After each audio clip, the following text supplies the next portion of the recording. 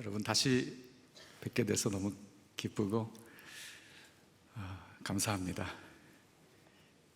저만 기쁜가요? 코로나를 잘 견디셨습니다. 오늘 본문은 그날 저물 때에로 시작을 합니다. 그날 저물 때에. 그날이 어떤 날일까요? 마가복음 4장 1절을 보면 알 수 있습니다. 예수께서 다시 바닷가에서 가르치시니 큰 무리가 모여들거늘 예수께서 바다에 떠 있는 배에 올라 앉으시고 온 무리는 바닷가 육지에 있더라. 그날은 예수님께서 갈릴리 호수 해변가에서 무리에게 말씀을 가르치신 날입니다. 예수님께서 갈릴리 바다 해변가에서 말씀을 전하시는 동안 해가 저물었습니다. 밤이 되면 집에 돌아가서 저녁 식사를 하고 쉬어야 하는데 예수님께서 그날 저물 때의 제자들에게 저편으로 건너가자라고 말씀하셨어요. 저편은 어디일까요? 그럼 저편이 있으면 뭐가 있어요? 이편이 있어요. 이편은 아마 예수님께서 주로 사역하셨던 가버나움 지역이었을 것이고요. 저편은 우리가 분명히 알 수 있습니다. 저편은 갈릴리 바다 건너편인 거라사인의 땅이었습니다. 거라사인의 땅은 유대인의 땅이 아니라 이방인의 땅이었어요. 예수님께서 하루 종일 사역하시느라 피곤하셨을 텐데 그날 밤에 갈릴리 바다를 건너 거라사인의 땅으로 가려고 하신 것은 무엇인가 급한 일이 있었기 때문인 것 같습니다. 제자들도 피곤했지만 예수님의 명령에 순종해서 그날 밤에 배에 올라 노를 저었습니다. 그런데 갈릴리 바다를 건너던 중 아주 큰 풍랑을 만나게 되죠. 바람과 파도가 얼마나 강한지 배가 흔들리고 또 물이 배에 가득 찼습니다. 예수님의 제자들 중에 여러분도 아시다시피 갈릴리 호수 어부 출신들이 최소한 4명이나 있었습니다. 그런데 저들의 힘으로는 도저히 통제할 수 없는 그런 아주 위급한 상황이었어요. 그런데 놀라운 것은 그 와중에 예수님께서 주무시고 계셨던 것입니다. 어떻게 예수님께서 그런 상황에서 고물에 베개를 베고 곤히 주무실 수 있었을까요? 제자들이 이 위급한 상황에 어떻게 반응하나 예수님께서 보시려고 주무시는 척을 하신 것일까요? 한쪽 눈은 감고 한쪽 눈은 뜨고 아니, 예수님께서 하루 종일 사역하셨기 때문에 몹시 피곤하셔서 주무셨던 것입니다. 예수님께서 배가 흔들리고 물이 배에 들어오는 그런 위급한 상황에서 주무셨던 것은 피곤하셨을 뿐만 아니라 평안하셨기 때문입니다. 그 무엇도 예수님께서 타신 배를 침몰시킬 수 없었기 때문이죠. 예수님은 평안하셨지만 제자들은 그렇지 못했습니다. 제자들은 두려움에 떨었습니다. 그래서 우리가 죽게 된 것을 왜 돌보지 아니하십니까? 라고 하면서 주무시는 예수님을 깨웠죠.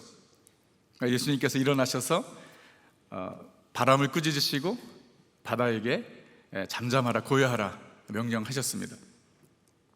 그러자 즉시 바람과 파도가 잠잠해졌습니다. 광풍을 잠잠케 하신 예수님께서 제자들에게 어찌하여 이렇게 무서워하느냐, 어찌하여 믿음이 없느냐라고 책망하셨어요. 제자들은 예수님이 누구시기에 바람과 바다도 잠잠하는가, 이제는 광풍으로 인해서 두려운 것이 아니라 예수님으로 인해서 저들이 두려워 떨었습니다. 여러분, 이것이 오늘 본문의 스토리입니다. 아주 짧은 에피소드이지만 정말 많은 영적 교훈들이 담겨져 있습니다. 그 중에 오늘 제가 2가지만 여러분과 함께 나누도록 하겠습니다. 첫 번째는요, 순종의 길에서도 풍랑을 만나게 된다는 것입니다. 순종의 길에서도 풍랑을 만난다는 것이에요. 여러분, 예수님께서 갈릴리 바다 건너 거라사인의 땅으로 가자고 말씀하신 거예요. 제자들이 원했던 것이 아닙니다. 아마 제자들 중에서는요, 이렇게 피곤한데 집에 가서 쉬지, 왜 이 밤에 굳이 그것도 거라사인의 땅으로 가야 하나 라고 생각했는지 모르겠어요. 그런데 아무도 예수님의 명령에 부정적으로 반응하는 제자는 없었습니다. 다 순종했습니다. 예수님께서 가자고 하신 그 길을 그들이 간 것이에요. 순종의 길이었습니다. 여러분, 그럼 평탄해야 하는 것이 아닌가요? 그런데 그 길에서 제자들은 큰 풍랑을 만나게 됩니다. 여러분, 우리는 순종의 길은 평탄할 것이라고 기대를 합니다. 그런데 그렇지만은 않습니다. 아마 여러분들도 다 경험을 하셨을 것이에요. 순종의 길에도 풍랑이 있습니다. 고난을 만나게 됩니다. 어려움을 겪게 돼요. 저는 대학교 2학년 때 목회자로 주님이 부르셔서 그 부르심에 순종하였습니다. 근데 그 순종이 결코 쉬운 것은 아니었어요. 저희 부모님은 예수를 믿지 않았고요, 교회를 다니지 않으셨습니다. 제가 목사가 된다고 했을 때 반겨주는 사람은 아무도 없었습니다. 다 욕을 했지요. 왜 그 길을 가냐고 비판했습니다. 이민가정, 저는 브라질에서 자랐는데요, 이민가정이 대부분 그렇듯이 부모님이 현지 언어가 안 되기 때문에 제가 부모님을 도와서 장사를 했어요. 그래서 부모님은 아들 대학 졸업할 때까지만 기다렸던 것이죠. 근데 대학 졸업식 일주일 앞두고 제가 목사가 되겠다고 부모님에게 통보를 하고, 상의 드린 것이 아니라 통보를 하고, 그게 주님의 뜻이라는 확신이 있었기 때문에, 그리고 그것도 브라질이 아니라 미국으로 가서 신학교 공부를 하겠다고 말씀을 드렸어요. 저희 부모님에게는 너무나 힘든 그런 일이었을 것입니다. 근데 저에게는 확신이 있었어요. 확신이. 무슨 확신이냐면, 내가 이렇게 주님의 부르심에 순종하면 주님께서 모든 것을 책임져 주실 거야. 내가 부모님을 돌봐야 하지만 돌보지 못하는 상황에서 하나님께서 우리 부모님을 돌봐주실 거야 라는 확고한 확신을 가지고 있었기 때문에 마음에 부담 없이 미국행 비행기를 탔습니다. 정말 그렇게 믿었어요. 그런데 제가 미국에 도착하고 미국에서 생활하면서 1년 정도 지났을 때에 저희 어머님이 뇌출혈로 쓰러지셨어요. 57에 이른 나이였습니다. 그렇게 12년 동안 병상에 누워 계시다가 돌아가셨어요. 그 시간은 저희 어머님은 물론 우리 가족에게 너무나도 힘든 시간이었고, 정말 인생의 큰 풍랑이었습니다. 순종의 길을 가면 평탄할 줄 알았어요. 그런데 그렇지만은 않더라고요. 여러분, 그 외에도요, 목회자의 길을 가는 동안 정말 내 힘으로는 감당할 수 없는 인생의 풍랑을 많이 만난 것 같아요. 그리고 중요한 것은 그것이 과거형이 아니라는 것이에요. 현재 진행형이라는 것입니다. 그리고 앞으로도 그럴 수 있다는 것이에요. 여러분, 그런데 오늘 본문의 내용에서 우리가 한 가지 의문점이 생깁니다. 그것이 무엇이냐면, 예수님이 타신 배를 뒤집어 엎으려는 이 광풍의 정체가 도대체 무엇인가 말이에요. 그냥 자연적인 현상으로 여기면 되는 것인가요? 갈릴리 호수는 평상시에는 고요하고 잔잔한데, 이 갈릴리 호수 북쪽에 있는 헬몬산에서 차가운 바람이 내려오고 따뜻한 호수의 바람이 차가운 바람과 만나면 큰 강풍을 일으킨다. 여러분, 이런 설명 들어보셨죠? 우리가 그렇게만 이해하면 되는 것일까요? 여러분, 그런데 잘 생각해 보세요. 지금 이 강풍이 무엇을 하고 있는 것이죠? 만물의 창조자 되시고 만물의 주관자 되시는 예수님께서 타신 배를 뒤집어 엎으려는 것입니다. 그렇지 않나요? 예수님께서 가시는 길을 막으려고 하는 것입니다. 예수님께서 하루 종일 사역하셔서 피곤하셔서 곤히 주무시고 계신데 예수님의 쉼을 방해하고 있는 것이에요, 이 강풍이. 그리고 오늘 본문을 자세히 보면 매우 어색한 표현이 있습니다. 예수님께서 강풍을 어떻게 잠잠케 하셨는지를 주목해 보셔야 합니다. 39절을 다시 보십시오. 예수께서 바람을 꾸짖으시고 바다에게 무엇 하시되? 이르시되 Jesus rebuked the wind and said to the sea. 좀 이상하지 않나요? 예수님께서 잠에서 일어나심에 바람과 바다가 잠잠게 되더라. 이게 자연스러운 거 아니에요?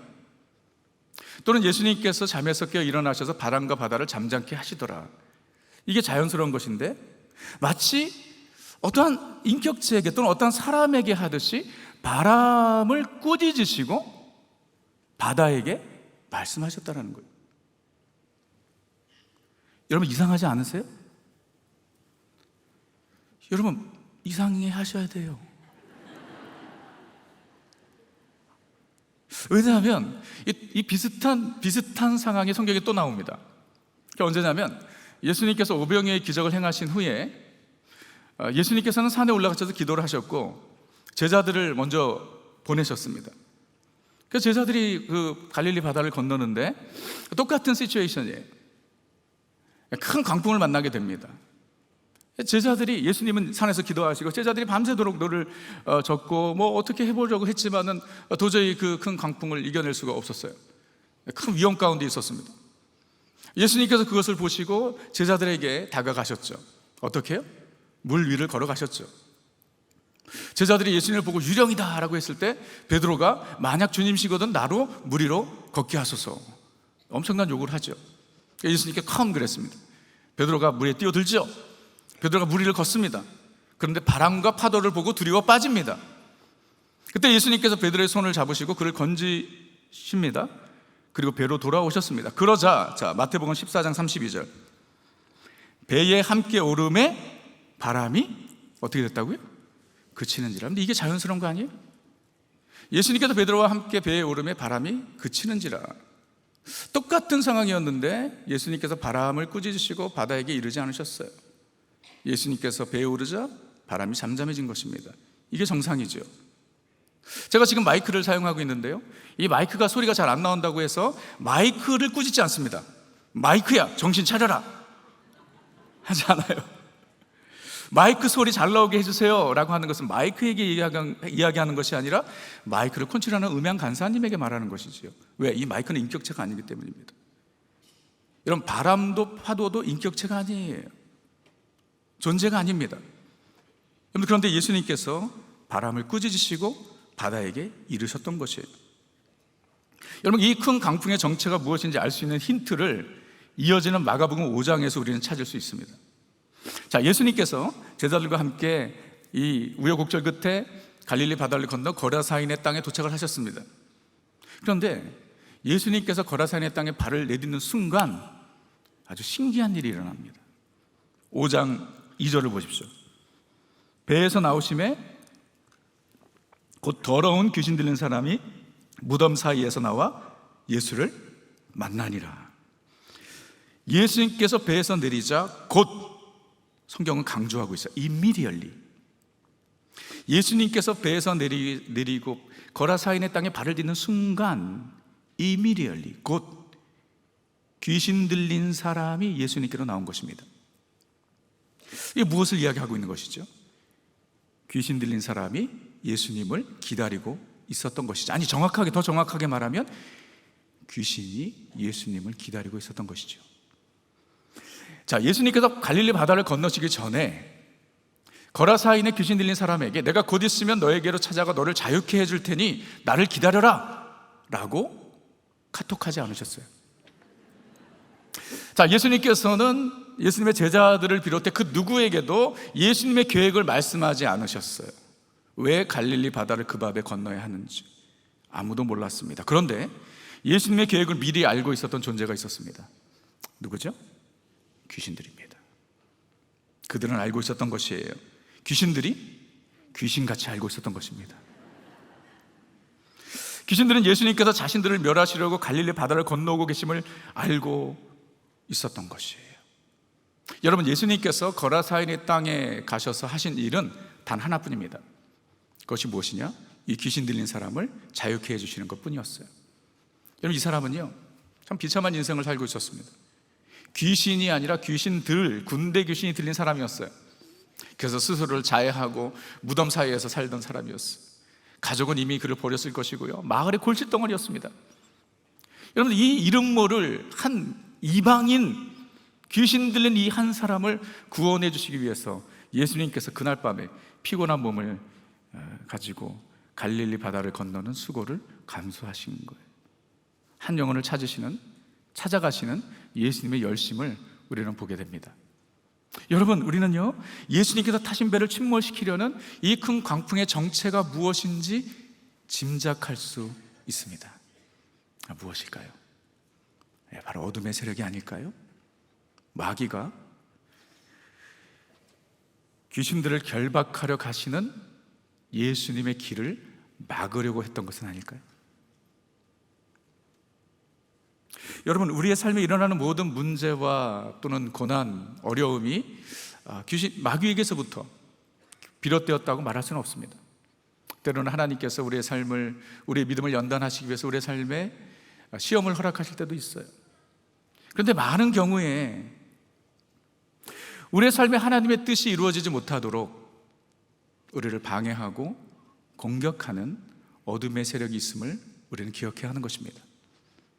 순종의 길을 가는 우리에게 낙심케 하고, 우리를 두렵게 하고, 우리를 무섭게 하고, 좌절과 절망에 빠지게 하는 어둠의 세력의 공격이 있음을 우리는 잊지 말아야 할 것입니다. 그것을 사도 바울은 에베소 6장에서 영적 전쟁이라고 표현하지요. 우리의 싸움은 혈과 육을 대상으로 하는 것이 아니요 공중의 권세 잡은 자 어둠의 영과의 싸움이라고 말합니다. 그 싸움에서 승리하기 위해서 하나님의 전신 갑주를 입으라고 말합니다. 여러분, 순종의 길에서 우리가 만나는 풍랑으로 인해 흔들리지 않기 위해서는요, 우리에게 영적 분별력, 영적 통찰력이 필요한 것뿐만 아니라 하나님의 영적 갑주를 입어야 할 것입니다. 그리고 항상 깨어 기도해야 하는 것입니다. 여러분, 두 번째, 오늘 본문에서 우리가 발견하는 영적 교훈은요, 인생의 풍랑 속에서 두려워하지 않고 평안하기 위해선 우리와 함께 하시는 예수님이 누구이신지 알아야 하고 믿어야 하는 것입니다. 제자들이 풍랑으로 인해 무서워 떨었던 이유는 분명합니다. 저들과 같은 배에 타고 계신 예수님이 누구이신지 몰랐던 것이에요. 그래서 예수님께서 바람과 바다를 잠잠케 하시자 저들의 반응은 무엇이냐면 마지막 41절에서 뭐라고 이야기하죠? 저가 누구이기에 바람과 바다도 잠잠한가? Who is this? 제자들은 예수님이 누구이신지 잘 몰랐습니다. 그리고 믿지 못했어요. 믿음의 문제였습니다. 예수님께서 두려워 떨고 있는 제자들에게 어찌하여 너희가 믿음이 없느냐라고 책망하셨습니다. 너희가 어찌 믿음이 없느냐? 너희가 어찌 믿음이 없느냐라는 말은요, 너희가 어떻게 아직까지도 나를 믿지 못하느냐라는 말씀이에요. Do you still have no faith? 너희가 아직도 믿음이 없느냐? 아직도 나를 믿지 못하느냐라는 말씀이에요. 왜 그렇게 말씀하셨을까요? 예수님께서는 이미 제자들이 보는 앞에서 수많은 기적들을 행하셨습니다. 수많은 병자들 고쳐주셨고, 귀신들을 내어 쫓아주셨고, 또 권위 있는 말씀을 저들에게 전해주셨습니다. 저들이 예수를 믿어야 했던 것입니다.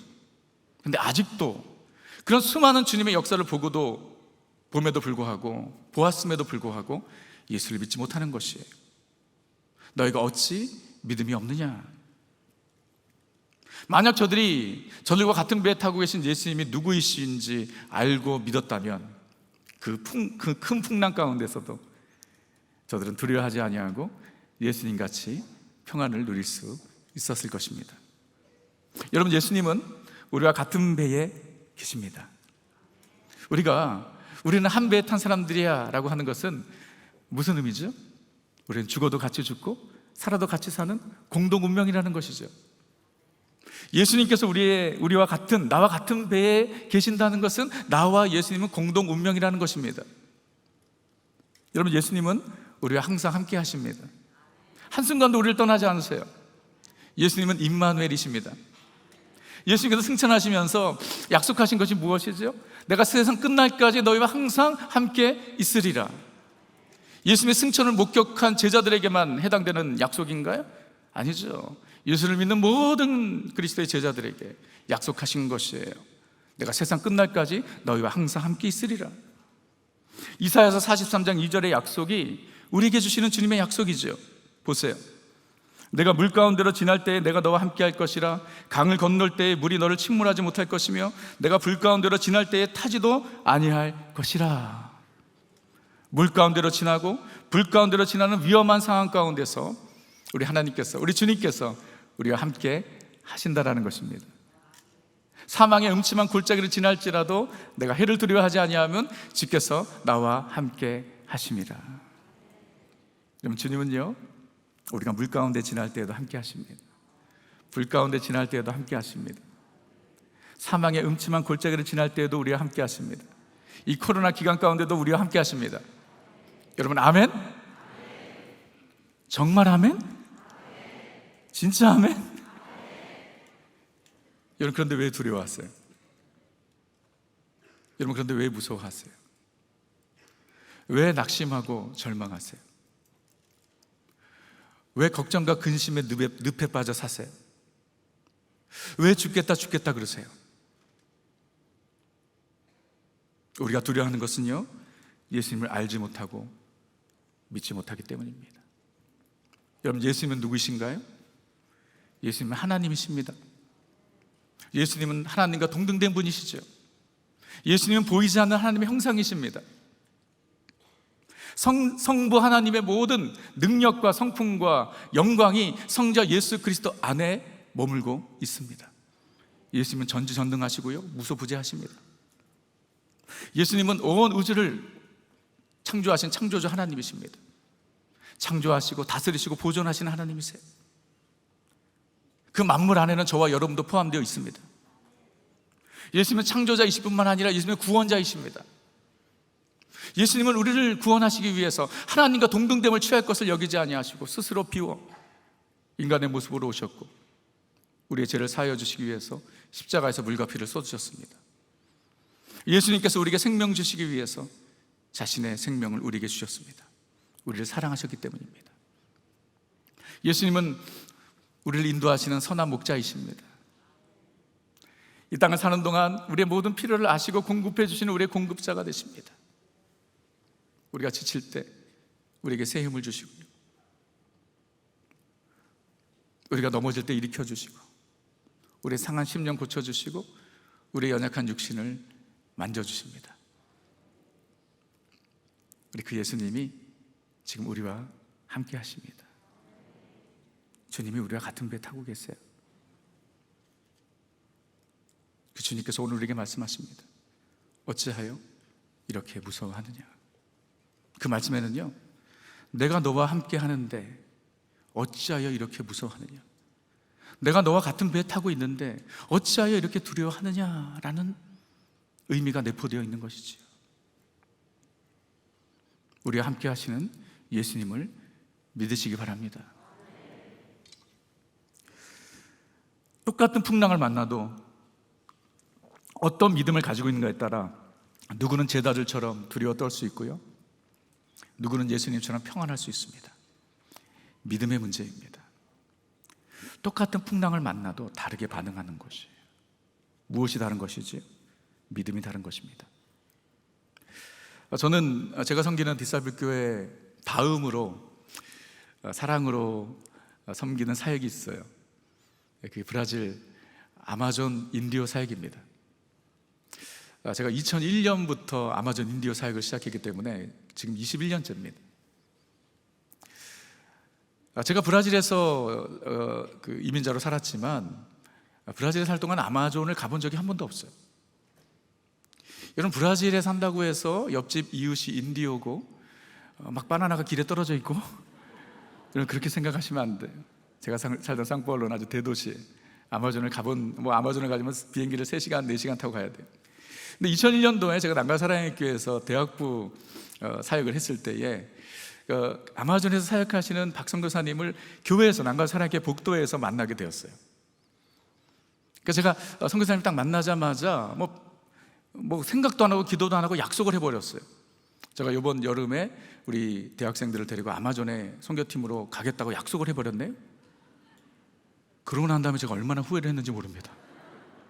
아마존이 너무 무서운 거예요. 두려운 거예요. 정말 아마존의 눈물이에요. 와, 정말 이거 어떡하지? 약속을 했기 때문에 또 취소할 수도 없고. 그래서 우리 대학부 아이들 중에서도 정말 그 나이 많은 시니어들, 그리고 이렇게 죽어도 별로 찾는 사람이 없는 그런 그 아이들, 우리 간사들, 왠지 정말 그렇게 생각했어요. 위험하다. 그리고 심지어 저는 평생 처음 생명보험을 들어봤어요. 아마존에 가면서 정말 그렇게 아무것도 모르고 갔어요. 그때 이제 선교사님께서 사역하신 지 한 4년, 5년 됐던 때였고, 그때 선교팀을 저희 팀이 처음으로 받으셨어요. 선교사님도 경험이 별로 없으셨습니다. 근데 거기서 우리가 이제 아마존 인디오 사역을 하는데 선교사님께서 개척하신 교회들 몇 교회들 이렇게 돌아가면서 저희가 사역을 했고요. 아마존 인디오들이 지금 21년 지났는데 그때 모습과 지금 모습은 정말 하늘과 땅 차이인데, 그때는 아무런 감정이 없었어요. 예배를 해도 웃지도 않고 울지도 않고 아이들이 우리를 보면 하나같이 울었어요. 외부인들을 보면 그런 거부감을 가져. 그런 사역이었어요. 주일이 제일 바빴습니다. 아침부터 저녁까지 많은 사역들이 있었는데, 한 마을에서 다른 마을로 옮기는데 보통 2-3시간 배를 타고 가야 돼요. 가까운 거리가 아니에요. 그러니까 새벽 6시부터 시작해가지고 계속 그 교회들을 돌면서 마지막 저녁 밤이 될 때까지 사역을 했습니다. 그래서 우르꾸르토바라는 그 마을에서 저희가 마지막 사역을 하고 이제 그 성교관으로 돌아가는 길이었어요. 근데 그 길이 또 1시간 반 정도 배를 타고 거슬러 올라가야 되는 길인데, 저희가 이제 배가 작은 배예요. 여러분, 뭐 이렇게 큰 배를 상상하시면 안 돼요. 선교사님이 가지고 계신 작은 배에 자매 여학생들이 타고, 또 한 배는 저희가 그 인디오 배를 빌려가지고 또 뭐 이렇게 그 한 6명 정도 탈 수 있는 아주 낮은 배, 손으로 이렇게 물을 만질 수 있을 정도의 그런 낮은 배, 엔진이 있어요. 그 배를 타고 2배가 이제 그 히오 마데이라 강을 거슬러 올라가는데, 배를 타고 출발한 지 한 10분 정도 지났을 때에 비바람이 치는 거예요. 근데 이 풍랑이, 이 비바람이, 강풍이 얼마나 무서운지, 그 강이거든요, 강. 근데 사실 상당히 큰 강이 히오 마데이라라고, 뭐 한강이랑 비교도 안 되죠. 한 10배 정도 넓은 강인데, 이 비바람이 부니까 파도가 바다처럼 치는 거예요. 파도가. 그리고 불도 없어요. 불도 없고, 제가 그 미국에서 사간 플래시 라이트를 이렇게 비추는 거예요. 그리고 그 배가 이렇게 올라가는데요, 막 그 플래시 라이트 비치니까 파도가 이렇게 덮치는 게 보여요. 네, 파도가 이렇게 막 위로 올라와요. 그리고 가끔가다 이 플래시 라이트를 강가에 이렇게 비치면 이 시뻘건 눈들이 보여요. 그게 뭐냐면 악어들이에요. 아마존은 계절이 딱 2계절밖에 없습니다. 건기와 우기가 있는데, 저희가 갔을 때는 이제 건기가 시작할 때였기 때문에 물이 빠지는 때였어요. 그러니까 우기 때 물 아래에 있었던 악어들이 이제 드러나기 시작해요. 강가로 이 플래시라이트 비치는데 빨간 분들이 제가 얼마나 두렵든지 끈 하나 붙잡고 플래시라이트 들면서, 그러면서 별 생각이 다 드는 거예요. 그 선교사님께서 배를 타기 전에 얘기해 주셨던 말씀들이 막 기억이 나는 거예요.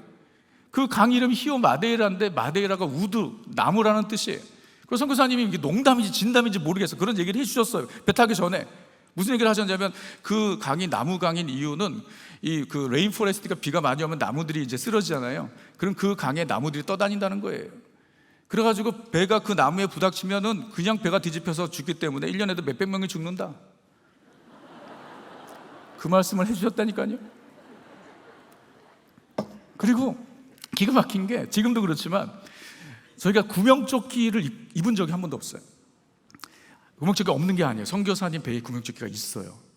그래서 제가 선교사님께, 선교사님, 미국 개념에서는 그런 거 되게 중요해요. 뭐 한국도 그렇겠지만은 이거 구명조끼 입어야 되는 거 아니에요? 그랬더니 선교사님께서 구명조끼를 입는 것보다 안 입는 게 낫습니다 그러시더라고요. 왜 그러냐 그랬더니, 아마존강에 빠지면 그냥 빨리 죽는 게 낫습니다. 물 위에 떠 있으면 더 고통스럽게 이게 농담인지 진담인지 파악이 안 돼. 그런 말들이 막 생각이 나고요. 그 풍랑 가운데 1시간 반을 거슬러 올라가면서, 제가 죽음을 경험했습니다. 이러다가 죽는 거구나. 그러면서 집에 있는 아내와 세 아이들이 생각이 나고요. 생명보험 들기를 잘했다 생각이 들고, 이렇게 다 우리가 죽으면 교회도 큰 어려움을 당할 텐데, 별의별 생각이 다 들고, 그러면서 마음속에 원망이 막 생기는 거예요. 아니, 어떻게 선교사님께서 이렇게 위험한 길을 우리를 인도하는가. 사실 그때 상당히 위험했어요. 그 다음부터는 그런 일이 없었어요. 근데 정말 위험했던 것 같아요. 그러면서 제가 각오를 했어요. 내가 진짜 아마존엔 다시는 오지 않는다. 이게 처음이자 마지막이자 절대로 돌아오지 않는다. 그냥 뭐 1시간 반 동안 그냥 뭐 덜덜덜 떨면서 히오 마데이라를 거슬러 올라갔어요. 정말 은혜가 하나도 안 됐습니다. 이러다 죽는 거구나. 그 풍랑 가운데 두려워 떨었어요. 성경 안에 도착을 했습니다. 선교사님께서 오늘 하루 사역이 많았는데 받은 은혜들을 나눠보라고 말씀하셨어요. 저는 정말 은혜가 안 됐어요. 정말 은혜가 안 됐고요. 저는 내 마음속에 이제 선교사님과의 인연은 여기서 끝이다. 정말 그랬어요. 그러면서 제가 그냥 짧게 한마디 했습니다. 선교사님, 제가 정말 오늘 히오 마데이라 강을 거슬러 올라오면서 죽는 줄 알았습니다. 무서워 죽는 줄 알았어요. 그랬더니 선교사님 사모님께서 환히 웃으시면서 뭐라고 말씀하시냐면, 전도사님, 우리는 이 길을 매주마다 다닙니다. 그래서 뭐라고 말씀하시냐면, 전도사님, 내 소원이 뭔지 아세요? 우리 목사님 손 꼭 붙잡고 아마존강에 폭 빠져 우리 주님 만나는 거예요. 제가요, 얼마나 부끄러웠겠습니까? 우리 애들 앞에서 아니, 큰 몽둥이로 뒤통수를 맞은 것 같았어요. 저는 두려워 떨고 있었는데요, 사모님은 평안하셨던 거예요. 그날 밤이 저에게 라이프 체인지 모멘트였습니다. 그때 이후로 저는 지금 21년째 매년 7월만 되면 아마존에 가 있습니다. 여러분, 어떤 믿음을 가지고 있는가에 따라 인생의 풍랑 속에서 제자들처럼 두려워 떨 수 있고요, 예수님처럼 평안할 수 있습니다. 똑같은 풍랑을 만나도 결국은 믿음의 문제입니다. 우리 모두는 지난 2년 이상 이 코로나 풍랑을 겪고 있습니다. 아직도 진행 중이죠.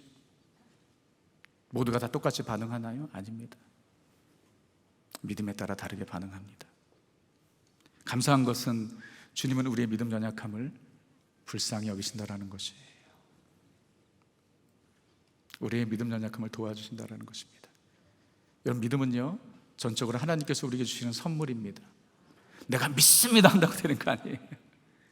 주님께서 우리에게 주시는 기프트예요. 여러분, 그래서 오늘 이 아침에 우리 주님의 음성을 들었으면 좋겠어요. 사랑하는 자야, 어찌하여 이렇게 무서워하느냐. 꾸짖는, 책망하는 음성이 아니에요. 안타까워하시는 예수님의 음성입니다. 사랑하는 자야, 내가 너와 함께 하는데 어찌하여 이렇게 무서워하느냐. 어찌하여 아직도 나를 믿지 못하느냐. 그렇죠? 주님께서 우리의 삶 가운데 행하신 일들이 너무 많지 않나요? 인생의 수많은 풍랑을 우리가 이미 지나갔죠. 그 가운데서도 주님께서 우리를 지켜주시고 보호해 주셨는데 왜 또 무서워하느냐라는 거예요. 왜 아직도 너는 나를 믿지 못하느냐 말씀하실 때 우리의 반응은 무엇이 되어야 될까요? 겸손히 주님 앞에 나아가, 주님, 나의 믿음 연약함을 불쌍히 여겨주옵소서. 나의 믿음 연약함을 도와주옵소서. 주님, 내가 믿기를 원하나이다. 세상의 어떠한 풍랑 가운데서도 흔들리지 않는 믿음을 내게 주옵소서. 우리 주님께 기도할 때 주님께서 우리에게 그 믿음을 반드시 주실 것입니다.